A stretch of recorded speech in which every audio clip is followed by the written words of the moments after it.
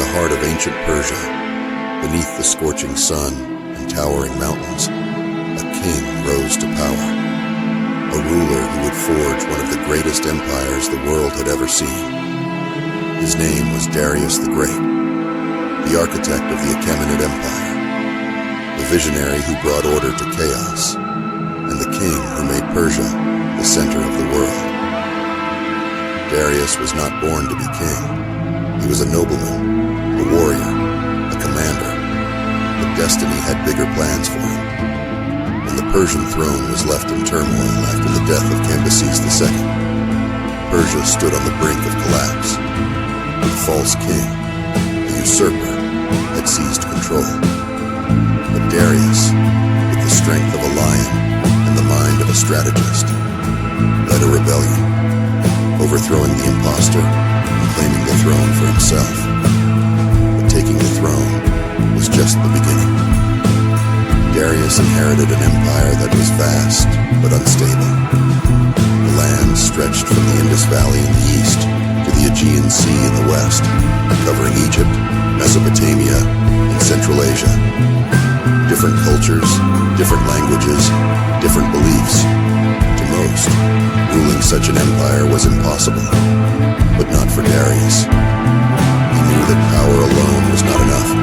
An empire needed order, systems, and vision. And so, Darius reformed everything. He divided the empire into satrapies, provinces ruled by loyal governors, ensuring that every region paid taxes, upheld laws, and remained loyal to the crown.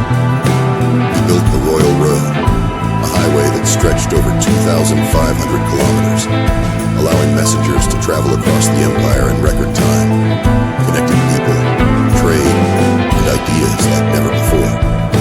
But Darius was not just a ruler, he was a builder. He ordered the construction of Persepolis, the jewel of Persia, a city of marble palaces, towering columns, and golden halls, a symbol of power, meant to show the world the might of the Achaemenid Empire.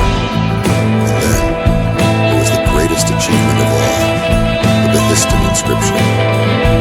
Carved into a mountainside, this monument told the story of his rise, his victories, and his rule in multiple languages, so that all future generations would know his name. Yet, an empire is never without enemies. In the west, the Greeks defied him. When rebellious city-states in Ionia revolted against Persian rule, Darius crushed them, but he was not satisfied. He turned his eyes to the Greek mainland, launching an invasion that would bring Persia face to face with Athens and Sparta. Then came the Battle of Marathon, a battle that would define history. Darius sent thousands of Persian warriors to conquer Greece, but on the plains of Marathon, they met fierce resistance. Against all odds, the Greeks stood their ground, and Persia suffered defeat. It was a setback, but Darius did not falter. He prepared for a second invasion, a war that would engulf all of Greece.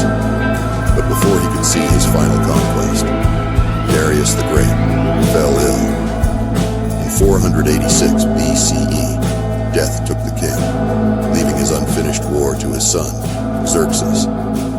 Yet Darius was more than a conqueror. He was a visionary, a lawmaker, a builder of nations. Under his rule, Persia became the most powerful empire on earth. His royal road became the backbone of global trade. His cities became centers of learning and art, and his laws brought stability to millions. Centuries later, his inscriptions remain. His roads still shape history, and his name lives on. A king who did not just rule an empire, he built it. His name was Darius the Great, and his legacy will never die.